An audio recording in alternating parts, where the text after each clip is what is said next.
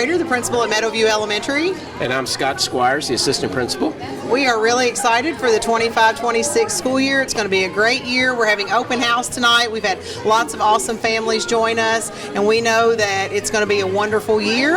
And I would say the best advice I can give to any student coming to Meadowview is get ready to do some reading, because we make reading fun here, and we really want every student to enjoy that. Hi, my name is Erica Scott. I'm the Family Resource Coordinator here at Meadowview Elementary School, and tonight is our open house. We have free haircuts in the gym. Kids are getting to meet their teachers and explore the school if they've never been here before. My biggest advice for the new school year is for all the students and parents to get back onto a routine so that kids get plenty of sleep, and then they're able to wake up early in the morning and come hang out here with us at Meadowview.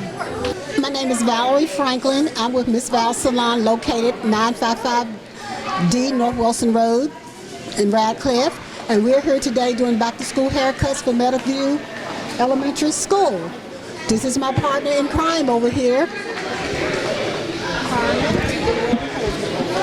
My name is Carmen Holcomb. I work for Miss Val.